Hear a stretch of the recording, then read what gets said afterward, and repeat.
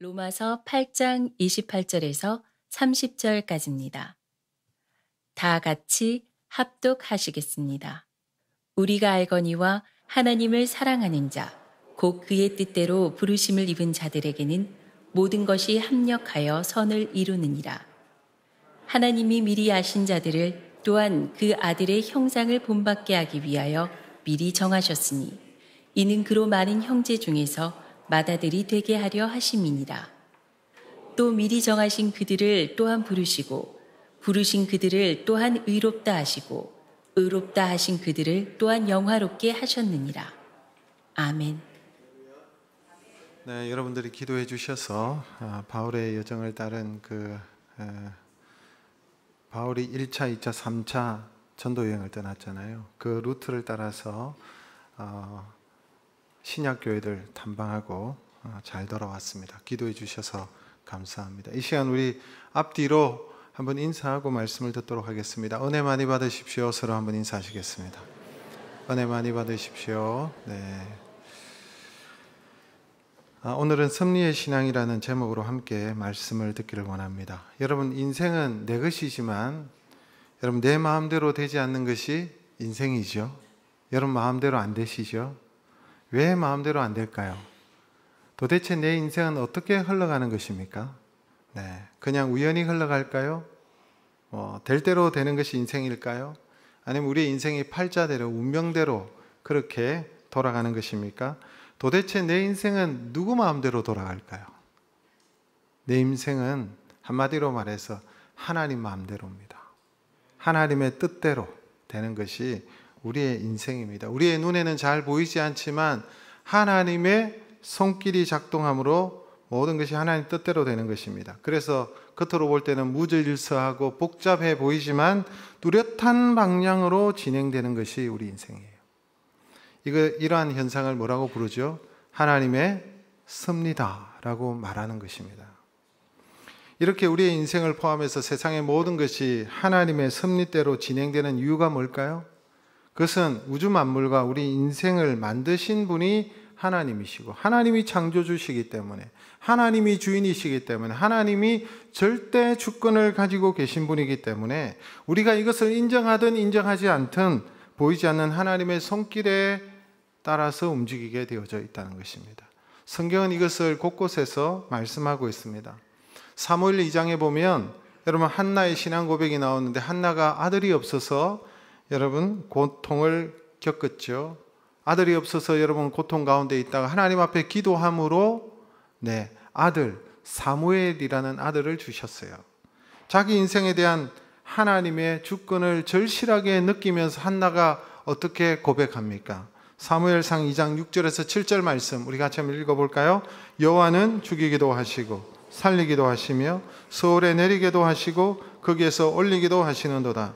여호와는 가난하게도 하시고 부하게도 하시고 낮추게도 하시고 높이기도 하시도다. 보세요. 하나님이 죽이기도 하시고 살리기도 하시고 가난하게도 하시고 부하게도 하시고 하나님의 뜻 가운데 있다는 거예요. 잠언 16장 9절의 말씀도 우리 같이 읽겠습니다. 사람이 마음으로 자기 길을 계획할지라도 그의 걸음을 인도하시는 일은 여호와시니라. 자기 인생이라고 내가 이렇게 저렇게 계획하고 준비하고 노력하고 애써도 자기 뜻대로 되는 것이 아니라 결국은 그의 걸음을 인도하시는 분은 하나님이시기 때문에 하나님의 뜻대로 된다는 거예요. 여러분, 이것이 우리의 삶 가운데 하나님께서 역사하신다는 것입니다. 바울은 이 하나님의 섭리에 대해서 너무나도 분명히 잘 알았기 때문에 오늘 본문 로마서 8장 28절에 이렇게 말하고 있습니다. 같이 읽겠습니다. 우리가 알거니와 하나님을 사랑하는 자 곧 그 뜻대로 부르심을 입은 자들에게는 모든 것이 협력하여 선을 이루느니라. 우리가 알거니와 우리가 안돼요. 바울이 우리가 잘 안다. 무엇을 안다는 것입니까? 우리가 아는 것은 여기 경험적으로 우리가 안다는 거예요. 우리가 알거니와 바울과 같이 신령하고 바울과 같이 여러분 구약에 능통하고 신령한 훌륭한 사도만이 아는 것이 아니라 우리 모든 믿음의 사람들도 경험하고 잘 아는 것이 있는데 그게 뭐냐? 협력하여서 선을 이루시는 하나님의 섭리를 안다는 것입니다. 믿음의 사람들은 분명히 안다는 거예요. 믿음의 사람이 분명히 아는 것은 설령 우리의 삶에 고난이 오고 환난이 오고 어려움이 오고 우리가 이해할 수 없는 일들이 우리 가운데 일어난다 할지라도 그 어려움과 시험조차도 하나님의 승리를 이루는 꼭 필요한 재료로 사용하시는 분이 하나님이시다라는 것을 안다는 것입니다. 여러분, 성경의 예를 들어보면 성경에 요셉이 나타나지 않습니까? 요셉은 아버지의 품에서 사랑을 받았습니다. 그런데 아버지의 사랑을 독차지함으로 말미암아 형들이 요셉을 미워했어요. 동생 요셉을 미워하여서 그 미움 때문에 형들이 은 20에 애굽의 상인들에게 노예로 팔아버린 거예요. 동생을. 예수님은 은 30에 팔렸는데 이 요셉은 은 20에 팔렸습니다. 얼마나 여러분 가련합니까? 이 요셉이 여러분 노예로 팔려가서 얼마나 많은 고통과 고난과 어려움이 있었겠습니까? 그것뿐만 아니라 이 요셉은 억울한 누명까지 뒤집어서 가지고 결국은 감옥에까지 가는 것을 볼 수 있습니다. 여러분, 요셉의 인생 가운데 무슨 소망이 있습니까? 노예로 팔려갔죠. 그 노예에다가 또 누명까지 뒤집어서 가지고 여러분 감옥에 갇혔습니다. 그런데 그 감옥에서 누구를 만납니까? 왕의 술 맡은 관원장과 떡 맡은 관원장이 그 감옥에 들어오게 되는데 이들을 요셉이 돕게 됩니다. 하나님께서 요셉에게 총기와 지혜를 주셔서 이 술 맡은 관원장이 꿈을 꾸었는데 그 꿈을 해석해 주게 되죠. 하나님께서 주신 지혜입니다. 그래서 술 맡은 관원장이 앞으로 오해가 풀리고 감옥에서 나가서 다시 복직하게 될 것을 요셉이 얘기해 줍니다. 그러면서 요셉이 부탁을 하죠. 당신이 풀려나서 다시 왕실에서 영향력을 발휘하는 사람이 될 때에 나를 기억하고 나의 억울함을 풀어주고 내가 여기서 나아갈 수 있도록 그렇게 도와달라, 이런 부탁을 하게 되는데 이 술 맡은 관원장이 정말 복직이 되었어요. 그런데 요셉의 부탁을 완전히 잊어버렸습니다. 창세기 40장 23절에 이런 말씀을 같이 읽습니다. 술 맡은 관원장이 요셉을 기억하지 못하고 그를 잊었더라. 요셉의 부탁을 어떻게 잊을 수가 있어요? 요셉이 그렇게 도와주었는데 어리도 없이 모든 것을 까맣게 잊어버린 것입니다. 그런데 놀랍게 만 2년 후에 이 술 맡은 관원장이 기억을 한 거예요. 만 2년 후에 무슨 일이 일어났습니까? 이집트의 왕이었던 바로 왕이 꿈을 꾸게 되었는데 그 꿈이 너무나도 놀라운 꿈이었습니다. 그런데 아무도 그 애굽에 뛰어난 사람들이 해석을 못하는 거예요. 그때 술 맡은 관원장이 자신의 꿈을 해석해 주었던 요셉을 떠올리고 요셉을 왕에게 청구하여서 요셉이 왕 앞에 서는 일이 일어났습니다. 그래서 왕의 그 놀라운 꿈을 해석하고 놀라운 지혜를 얘기하게 되는 것이죠. 그로 인해서 여러분 요셉의 삶에 놀라운 전환점이 일어나게 되었습니다. 2년이라는 시간은 분명히 잊혀진 시간이에요. 기억하지 못한 시간이에요. 그런데 하나님의 큰 그림, 하나님은 큰 그림을 가지고 계시잖아요. 우리는 그 하나님의 큰 계획과 그림을 알지 못하죠. 그러나 하나님의 그 큰 그림에 있어서는 결코 그 2년이 잊혀진 시간이 아니라 하나님의 계획 속에 있었고 필요한 시간이었고 숙성되는 시간이었다라는 것입니다. 요셉을 성장시키는 시간이었어요. 이것을 계기로 여러분 요셉이 어떻게 되면 나이 30의 나이에 애굽의 국무총리가 되지 않습니까? 하나님은 노예로 팔려온 이 소년을, 이 요셉을 애굽의 총리로 세우셨어요. 개인적인 출세뿐만 아니라 야곱의 그 후손들이 애굽에서 요셉의 후광을 받아서 야곱의 후손이 나중에 이스라엘 백성이 되지 않습니까? 이스라엘 백성이라는 나라를 형성하는 데 있어서 요셉을 하나님께서 사용하시는 것을 볼 수 있습니다. 이것이 바로 하나님의 섭리라는 것입니다. 우리가 바라볼 때는 도무지 이해가 되지 않지만 결국에는 하나님께서 협력하여서 선을 이루시는 모습을 보게 되더라는 거예요. 당장의 고통과 당장의 어려움과 당장에 이해할 수 없는 그 사건으로 인하여서 우리는 절망하고 넘어질 수 있지만 그러나 모든 계획 속에 하나님의 인도하심이 있더라라는 것이죠. 여러분, 욥의 경우도 마찬가지입니다. 욥은 우리가 아는 대로 동방의 의인이었습니다. 하나님께서는 그에게 물질도 주시고 자녀도 주시고 가정도 주시고 명예도 주시고 모든 복을 주셨어요. 그런데 어느 날 한순간에 자신에게 있었던 10명의 자녀들이 다 한꺼번에 죽고 욥이 가지고 있던 그 수많은 물질도 다 빼앗기게 되고 몸은 병들게 되었습니다. 명예도 잃었습니다. 사랑했던 그 아내도 저주하면서 자신을 떠나버렸습니다.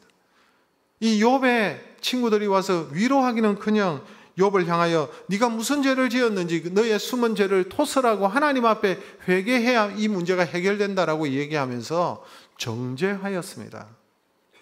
여러분, 욥이 얼마나 힘들었겠습니까? 하나님, 내가 무슨 죄가 있어서 하나님, 아내와 친구마저도 나를 비난하고 떠납니까? 근데 여러분, 우리가 욥의 아름다운 결말을 잘 알고 있죠? 욥은 다시 건강을 회복하고 자녀들도 회복하고 물질도 하나님께서 갑절로 주시고 모든 것을 축복해 주시고 명예도 회복해 주시고 뿐만 아니라 그의 신앙이 여러분 더욱더 깊어지는 것을 볼 수가 있습니다. 욥이 이런 고백을 하죠. 전에는 하나님을 내 귀로 듣는 것 같았는데 이제는 내가 눈으로 보는 것 같습니다. 하나님과 매우 밀접한 영적인 깊은 교제 가운데 들어가는 것을 볼 수가 있습니다. 하나님은 욥에게 일어나는 모든 일들을 통하여 합력해서 선을 이루어 가시는 것을 볼 수가 있습니다. 그래서 여러분, 하나님의 섭리를 아는 사람은 힘든 일을 만나거나 도무지 이해되지 못하는 일을 만날 때라도 겸손하고 신중합니다. 이해하지 못하는 일이 일어나도 왜 하나님 나에게 하필 이런 일이 일어납니까? 라고 원망하기보다는 하나님의 뜻이 무엇일까? 왜 하나님께서 나에게 이런 일을 허락하시는가? 질문하면서 하나님 앞에 나아가고 또한 하나님께서 앞으로 이루실 그 일을 기대하면서 믿음으로 나아가는 사람이 여러분 하나님의 섭리를 인정하는 하나님의 백성인 줄로 믿습니다. 오늘 우리가 읽었던 28절에 이런 말이 있죠. 모든 것이 협력해서 선을 이루신다. 근데 여러분, 여기서 선을 이룬다는 말의 의미가 뭘까요? 협력해서 선을 이룬다. 이 선은 인간의 선행을 말하는 것입니까? 아닙니다. 하나님의 선입니다. 하나님의 선. 하나님의 뜻대로 되는 것이 선입니다. 왜? 하나님은 온전하시고 완전하신 분이기 때문에 하나님의 뜻대로 되는 것이 여러분 최고의 선입니다. 하나님의 선이 이루어지는 것을 볼 수가 있습니다. 그래서 로마서 12장 2절에도 이런 말씀이 있잖아요. 하나님의 선하시고 기뻐하시고 온전하신 하나님의 뜻이 이루어지기를 이루도록 하신다는 거예요. 하나님께서 이루시고 하고자 하는 것이 하나님께서 이루시고자 하는 그 선은 나의 뜻이 이루어지는 것이 아니고 나의 욕심이 이루어지는 것이 아니고 나의 선이 아니고 하나님의 선이다라는 것입니다. 나의 고집, 나의 욕심, 이게 아니라는 거예요. 하나님의 선하심이 나의 삶 속에 이루어지는 것이 협력해서 선을 이루는 것입니다. 신앙의 깊이를 더해 가면서 가장 크게 달라지는 부분이 바로 이 부분이죠. 신앙이 어릴 때는 내가 원하는 대로, 내가 뜻하는 대로, 내가 이루는 삶대로, 내 야망대로, 내 욕망이 가득 자리를 차지하게 되었습니다. 하나님 앞에 기도해도 하나님, 나 좀 팍팍 밀어주십시오. 이것이 여러분 주된 관심이었습니다. 그래서 우리가 좋으신 하나님 할 때 그 좋으신 하나님은 어떤 하나님입니까? 내 뜻대로 이루어 주시는 하나님, 내 생각대로 이루어 주시면 좋으신 하나님이고 그렇지 않으면 하나님을 원망하는 것이 우리의 모습이에요. 신앙생활의 초점이 나에게 맞추어져 있었어요. 하나님을 믿는다고 하면서도 그 하나님을 믿는데 그 하나님마저도 나의 필요를 도와주시는 분 정도로 머물러져 있는 거예요. 그러나 우리의 신앙이 깊어질수록 그게 아니라 나의 뜻이 이루어지는 것이 아니라 하나님의 선하심이, 하나님의 뜻이 나의 삶 가운데 이루어지기를 원하는 그런 삶으로 바뀐다는 거예요. 그래서 오늘 바울이 알고 우리가 아는 것은 내 삶의 모든 것을 통해서 결국 드러나는 것은 하나님의 선하심이라는 것을 안다는 것입니다. 믿으십니까? 여러분, 하나님은 저와 여러분의 삶을 통하여서 하나님의 선하신 뜻이 이루어지는 것을 우리가 알아야 될 줄로 믿습니다. 하나님의 선하심이 내 인생을 향한 하나님의 선하신 뜻이 이루어지는 것을 안다는 거예요.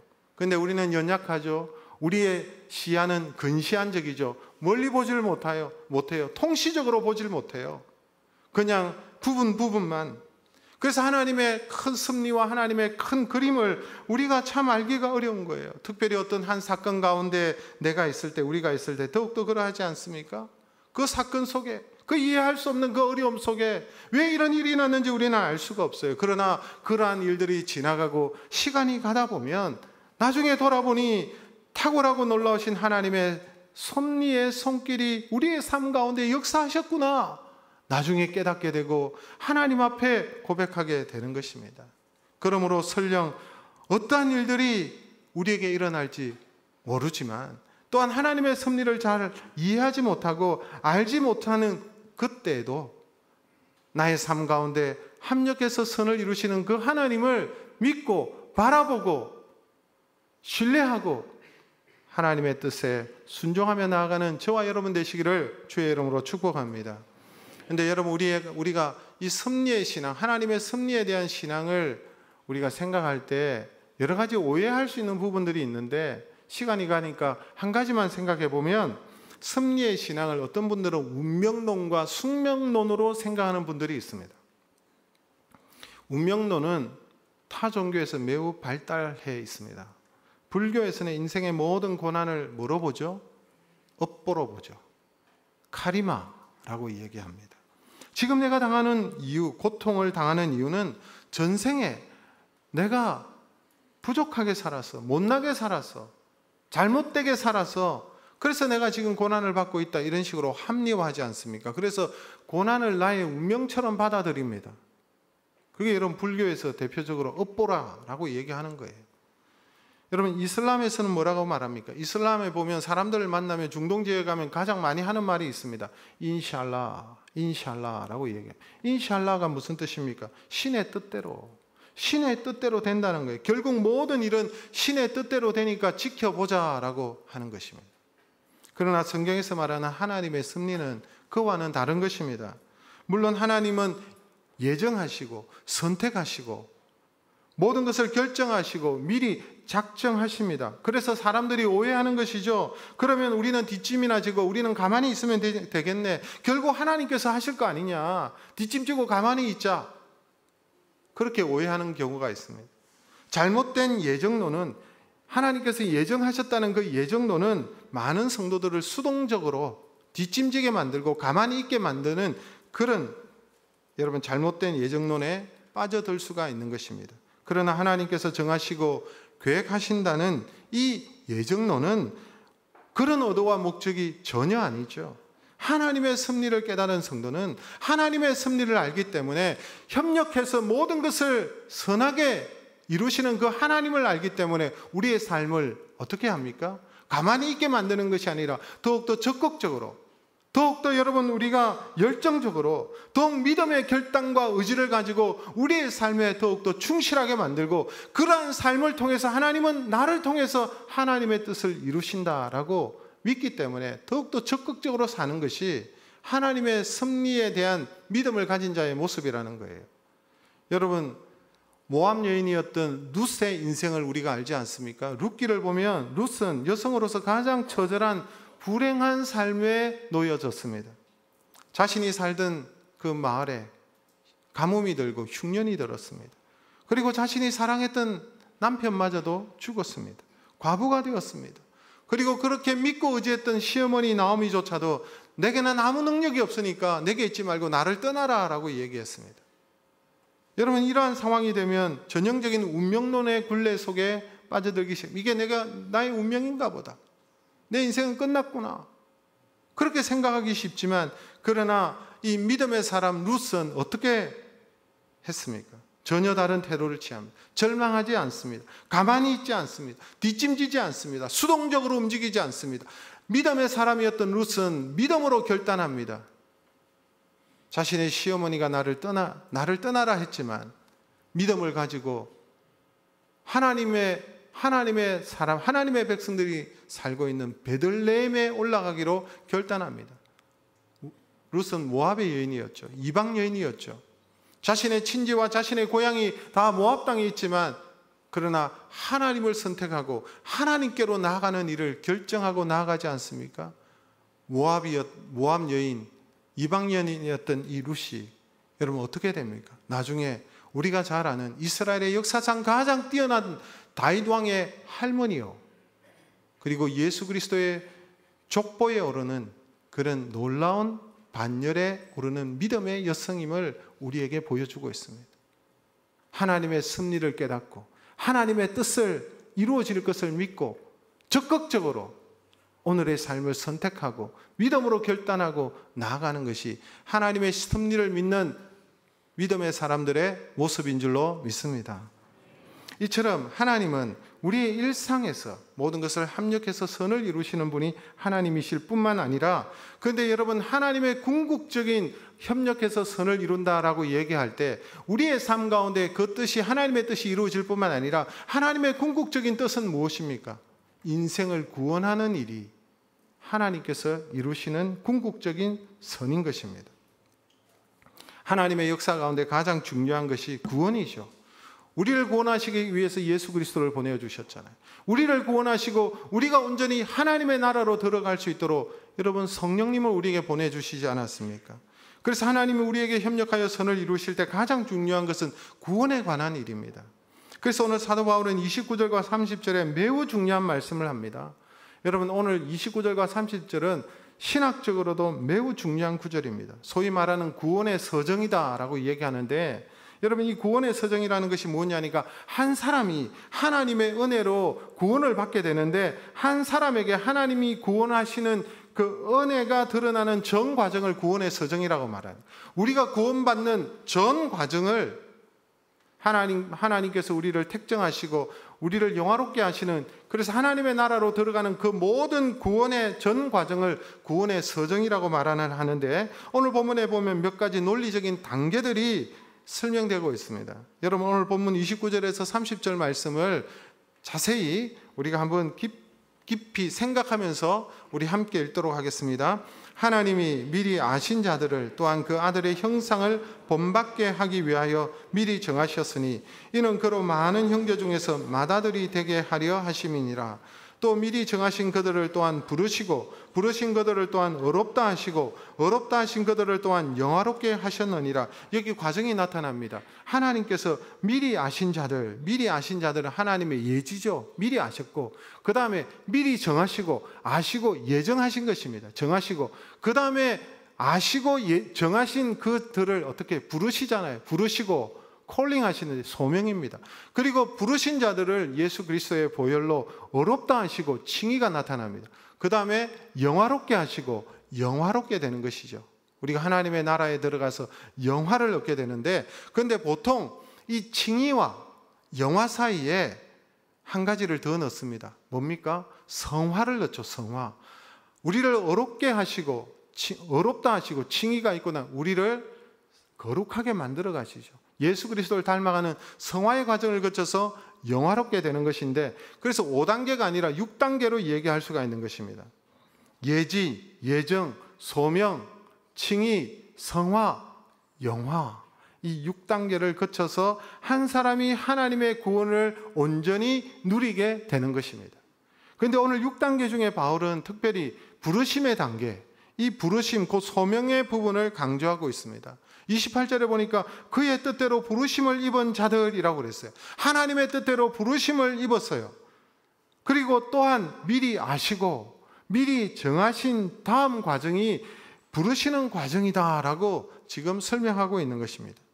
여러분, 그런데 이 부르심의 과정이 구원의 과정 속에서, 구원의 서정 가운데 이 부르심의 과정이 굉장히 중요해요. 하나님의 선하신 뜻은 우리가 구원받게 하시는 것이잖아요. 그 구원을 받게 하는 그 가운데, 사람을 구원하시는 가운데 이 부르심의 과정이 있다는 거예요.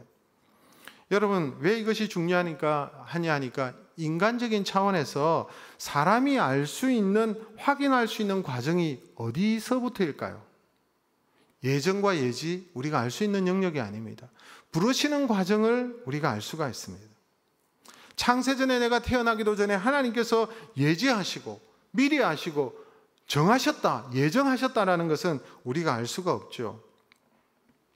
그런데 우리가 하나님께서 예지하시고 예정하셨다는 사실을 언제 알게 됩니까? 우리가 하나님의 자녀가 되고 난 다음에, 우리가 하나님의 말씀이 우리의 마음에 깨달아지는 때에 이 놀라운 사실이 그냥 믿겨지는 거예요. 아, 하나님께서, 그래서 고백하게 돼. 아, 하나님께서 나를 창세전부터 나를 택하시고 지명하셨구나. 너는 내 것이야. 너는 내 아들이야. 하나님께서 지명하셨구나. 내가 바로 택함받은 주의 자녀이구나라는 사실을 나중에서야 알게 되는 것이죠. 예전과 그때는 몰랐지만 내가 깨닫고 난 다음에. 그래서 여러분, 우리 기독교의 신비가 무엇입니까? 깨닫고 난 다음에 알게 된다는 사실이에요. 우리가 하나님을 알기 때문에 믿는 것이 아니라 믿기 때문에, 믿고 난 다음에 보니까 우리가 아는 것입니다. 이게 여러분 신비예요. 다시 정리하면 우리의 인생 속에서 나타나는 것은 부르시는 일, 이 소명의 부분이다라는 것입니다. 이것은 천상에서 일어나는 일도 아니고, 이것은 창조 전에 일어나는 일도 아니고, 오늘날 우리의 삶의 현장에서 부르심의 과정이 일어나기 때문에 그렇습니다. 지금도 그런 일이 일어나고 있고, 지금도 하나님은 부르십니다. 사람들을 부르시는 거예요. 여러분, 이 부르심의 과정을 우리가 한번 생각해 보면, 하나님께서 어떻게 하나님의 백성을 부르셨어요? 구약시대에 보니까 하나님께서 직접 부르시죠. 아브라함에게 찾아가셔서 아브라함아 아브라함아. 모세에게 찾아가셔서 여러분, 떨기나무 가운데 불이 확 붙고 있는데, 그때에 모세가 너무나도 신기해서 나아갈 때 하나님께서 모세를 직접 부르시는 모습을 볼 수가 있습니다. 예수님께서도 많은 사람을 친히 부르셨어요. 갈릴리 바닷가에 가셔서 베드로를 부르시고, 야고보를 부르시고, 요한을 부르시고, 여러분, 세관에서 일하고 있는 세리 마태를 부르시고, 여러분, 사마리아 수가 여인이 우물가에 나아갔을 때 예수님께서 찾아가셔서 그 여인을 부르시고, 예수님은 많은 사람들을 부르시고 도전시키시면서 제자로 초청하신 것을 볼 수가 있습니다. 그런데 우리 예수님께서 성천하시고 성령께서 오신 이 신약의 시대에는 이 부르심의 모습이 좀 달라지죠. 어떻게 달라집니까? 예수님이 성천 이후로 주님께서는 그의 백성을 부르실 때 무슨 방법으로 부르십니까? 전도를 통해서, 선교를 통해서 이 일을 이루신다는 것입니다. 하나님께서 우리를 구원하시기를 원하시는 그 하나님의 합력해서 선을 이루시는 그 구원의 전 과정 가운데 이 부르심의 과정이 이제는 사람을 통해서 부르신다는 거예요. 전도를 통해서라는 말은 사람을 통해서, 나를 통해서, 저와 여러분을 통해서 하나님께서 부르신다는 거예요. 요즘에도 물론 아주 특수한 경우에는 하나님께서 직접적인 방법으로 사람을 부르시기도 하지만, 거의 모든 대부분의 경우는 하나님은 사람을 통해서, 저와 여러분을 통해서 하나님께서 예정하신 그 택한 백성을 부르시는 것을 볼 수가 있습니다. 사람을 불러내시고 구원의 사역이 이어지게 하시는 것입니다. 그런데 왜 이게 중요합니까? 여러분, 이게 분명한 사실이라면 우리가 전도하는 일과 선교하는 일들이 저와 여러분이 생각하는 것보다 훨씬 더 중요한 일이라는 것입니다. 하나님이 택하신 자들을 불러내시는 그 소명의 일이 우리의 손에 달려 있다는 거예요. 우리의 손에 하나님의 구원의 서정 가운데 이 부르심의 과정이 우리의 손에 달려 있다라는 것을 볼 수가 있습니다. 천사에게 이걸 맡기지 아니하시고 우리에게 맡기셨다는 거예요. 제가 이번에 바울의 선교 여정을 따라서 트르키의 땅을 다녀왔습니다. 바울이 1차 선교여행, 2차 선교여행, 3차 선교여행, 여러분, 바울이 따라갔던 그 루트를 따라서 바울이 세웠던 교회도 보고 기독교에 관련된 많은 유적들을 보고, 또 함께 이끌어 주셨던 김성원 교수님을 통해서 많은 것을 듣고 배우는 귀한 시간이었습니다. 이 루트를 따라서 걸어갈 때에 여러분, 사도행전이 더욱더 이해가 되었고, 사도행전과 연결되는 수많은 서신서들이 여러분 마치 그림처럼 쫙 펼쳐지는 그런 시간들을 가질 수가 있었습니다. 특별히 그 시대에 세워진 수많은 교회, 사도 바울뿐만 아니라 예수님을 따랐던 제자들이 함께 협력하면서 그 땅에 세워진 수많은 교회들을 보았는데, 그러나 그 수많은 교회들이 지금은 사라지고 남아있는 교회당의 건물들은 모스크로 바뀌어 있고 이슬람화 되어져 있는 사실을 보고 너무나도 안타까웠습니다.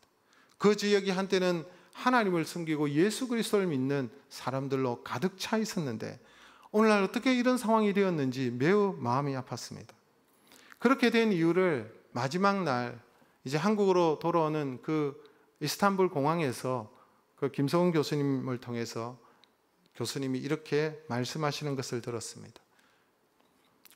이전에 이 땅 가운데 세워진 모든 교회들, 그 교회들이 여러분 서방교회, 유럽에는 서방교회라 그랬고 동방, 이스탄불 이후의 아시아 쪽은 동방교회라고 그랬는데, 이 서방교회와 동방교회가 교권 다툼으로 서로 싸우게 되었습니다. 그리고 이 땅을 지금도 여러분 그 동방정교회라는 말을 들어보셨죠? 동방정교회가, 동방교회가 그 자리를 잡고 있었는데, 이들이 가지고 있었던 전통과 의식들, 그 수많은 의식들이 있어요. 의식을 행하는데 그것이 우상화되어서 기독교 같은 느낌이 나지 않는 그런 상황이 된 거예요. 뿐만 아니라 그 땅을 듣고 있었던 그 교회들이 터키인들이 침략을 해서 여러분 그 땅이 터키 사람들이 다스리게 되었고 그 땅이 이슬람화된 것입니다. 그래서 여러분 그 땅에 예수 믿는 사람들이 20명조차도 되지 않는 땅이 되었다는 거예요. 그렇게 된 이유가 뭐냐? 바로 그들의 전통과 의식에 대한 우상화와 서방교회와 동방교회의 교권 다툼과 또 결정적인 이유는 자신들을 침입했다는 그 이유 때문에 그들에게 전혀 복음을 전하지 않았기 때문에 그 땅이 이슬람화되고 교회가 모스크로 변하고 예수 믿는 사람들이 사라져 버렸다는 것입니다. 비로소 개신교 선교사들이 그 터키 땅에 들어가서 복음을 전하기 시작하고 매우 어렵고 척박한 땅입니다. 그래서 여러분 그 20명도 되지 않는 그 믿음의 사람들이 지금은 10,000명 이상의 사람들이 예수를 믿고 그 개신교 선교사들을 통해서 1년에 800명씩 세례를 받고 있는 그런 모습이다라고 말씀해 주셨습니다. 전도하지 않으니 하나님께서 우리에게 맡기신 이 부르심의 단계, 이 콜링의 소명의 단계에 우리에게 맡기신 이 일들을 하지 않으니 여러분 그 땅이 그렇게 영적으로 황폐화되고 교회들이 무너졌던 것을 볼 수 있습니다. 고린도전서 1장 21절의 말씀 같이 읽겠습니다. 하나님의 지혜에 있어서는 이 세상이 자기 지혜로 하나님을 알지 못하므로 하나님께서 전도에 미련한 것으로 믿는 자들을 구원하시기를 기뻐하셨도다. 미련하게 보이고 불편하게 보이고 낭비적으로 보이는 전도라는 방식으로 하나님은 믿는 자들을 구원하시기를 기뻐하신다는 것입니다. 전도야말로 하나님께서 가장 기뻐하시는 일입니다. 어느 정도로 중요합니까? 하나님께서 택하신 자를 부르시는 일이 이 전도를 통해서 이루어진다는 것입니다. 여러분 어떻게 부르심을 받았습니까? 꿈속에서 부름을 받았습니까? 하나님의 계시를 받았습니까? 성경을 읽다가 이제 내가 하나님을 믿어야 되겠다라고 생각이 드셔서 나오시게 되었습니까? 아니잖아요. 전도를 통해서 저와 여러분도 부름을 받았습니다. 자녀들은 부모님을 통해서 신앙을 이어받기도 하고 부모님들은 자녀들의 그 간곡한 부탁으로 예수를 믿어야 된다는 그 간절한 부탁으로 교회에 나오고 신앙생활을 하시는 분들이 있습니다. 어떤 분들은 시집을 오면서 어떤 분들은 장가가면서 함께 신앙생활을 하게 되는 그런 경우들도 생깁니다. 때로는 거래처의 지속적인 관계 속에서 그 거래처의 사장님을 신뢰하다 보니까 그분이 믿는 믿음에 대한 관심이 있는데 그분이 오라고 하고 부르시니까 신앙생활을 하시는 분들도 있습니다. 때로는 친구의 전도를 통해서 대학 선배를 통해서 아니면 자신의 의지와 전혀 상관없이 뱃속에서부터 모태신앙으로 어머니와 함께 신앙생활하는 분들도 있습니다. 육신의 아픔이나 아니면 심각한 마음의 상처를 만났을 때 누군가의 권유로 말미암아 나의 마음, 나의 아픔을 위로받기 위해서 교회에 나오시는 분들이 있습니다. 중요한 것은 우리 모두는 우리를 교회로 이끈 누군가가 있었다는 것입니다. 없는 분들이 거의 없습니다. 누군가가 여러분에게 말을 했고 누군가가 여러분에게 전도했고 누군가가 복음을 전했고 권유했기 때문에 여러분들이 교회에 나오게 되었고 신앙생활하게 된 것입니다. 하나님의 부르심, 이 소명은 오늘 누군가의 전도를 통해서 누군가의 입술을 통해서 소개되었다는 것입니다. 그래서 전도가 중요한 거예요. 로마서 10장 13절에서 15절의 말씀을 우리 같이 한번 읽겠습니다. 누구든지 주의 이름을 부르는 자는 구원을 받으리라. 그런즉 그들이 믿지 아니하는 이를 어찌 부르리요? 듣지도 못한 이를 어찌 믿으리요? 전파하는 자가 없이 어찌 들으리요? 보내심을 받지 않았으면 어찌 전파하리요? 기록된 바 아름답도다. 좋은 소식을 전하는 자들의 발이여 함과 같으니라. 하나님은 오늘 이 시대에 저와 여러분을 통해서 영혼을 부르십니다. 우리의 입술을 통해서, 우리의 발걸음을 통해서 기쁨의 소식과 구원의 소식을 전하게 하시는 것입니다. 그래서 하나님은 우리를 세상에 보내시는 거예요. 그래서 하나님은 우리를 우리의 삶의 터전으로 보내시는, 때로는 선교지로 보내십니다. 그래서 합력하여 구원을 이루는 선을 이루게 하시는 거예요. 그래서 저와 여러분은 복음의 전령이라는 사실을, 하나님의 이 소명의 단계에 저와 여러분을 사용하신다는 사실을 기억하시고, 그래서 우리가 합력해서 이 일들을 이루어 가는 것입니다. 말씀을 맺습니다. 오늘 크게 두 가지 부분을 생각해 보았습니다. 먼저 하나님의 섭리의 신앙입니다. 인생의 모든 일들과 사건들과 만남을 통하여 하나님께서는 섭리를 이루어 가시네. 그래서 우리의 모든 사건, 만남, 모든 일들을 하나님의 섭리의 관점에서 바라보아야 된다는 것입니다. 이것은 운명론, 숙명론이 아닙니다. 하나님의 인도를 기대하고 기다리는 태도를 가지되 믿음으로 하루하루를 해야 할 일들을 선택하고 결정하며 적극적으로 나아가는 것을 말하는 것입니다. 하나님을 사랑하는 자가 하나님의 믿음의 결정을, 하나님을 사랑하는 자의 믿음의 결정을 하나님은 기뻐하시고 그 결정을 따라서 하나님께서 역사하시고 협력하여 선을 이루시는 거예요. 믿음의 길을 걸어가는 모든 자들에게도 설령 잊혀진 시간이 있고 슬픔과 고난조차도 하나님의 영광스러운 선을 위한 도구로 사용하시는다는 사실을 믿으시기를 주의 이름으로 축복합니다. 또 하나는 구원의 서정에 대해서 말씀을 드렸습니다. 하나님은 창세전에 우리를 택하시고 예정하셨습니다. 우리를 부르시고 어렵다 하시고 그렇게 하시고 결국은 우리를 영화로운 자리로 이끄시는 분이 우리 하나님이십니다. 이것이 합력해서 구원을 이루시는 하나님의 선입니다. 그런데 인간의 역사 속에서 드러나면서 알 수 있는 부분이 바로 이 부르심의 단계, 소명의 부분이라는 것입니다. 이 부르심이 있기에 우리가 이 자리에 있고 여러분 구원의 과정 속에 우리가 있는 것입니다. 그런데 이 하나님의 부르심은 막연하고 초자연적인 것이 아니라 전도를 통해서, 사람을 통해서, 부르심을 통해서 인도하신다는 거예요. 먼저 부름받은 자를 통해서 구원하시기로 예비된 이들을 또한 다시 불러내신다는 것입니다. 지금도 하나님은 사람들을 부르십니다. 하나님께서는 나를 통해서 부르기를 원하시는 대상이 분명히 있습니다. 그분들을 살피시고 그분들을 위하여 기도하시고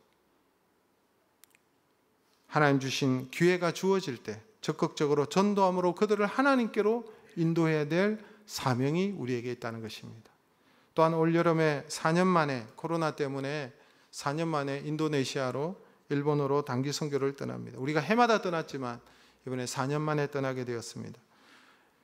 이 단기 선교에 참여하시는 귀한 분들, 이들의 발걸음이 얼마나 복된 줄 모르겠습니다. 하나님께서는 이들의 섬김과 헌신을 통해서 하나님의 놀라운 구원의 서정을 이루어 가시는 거예요.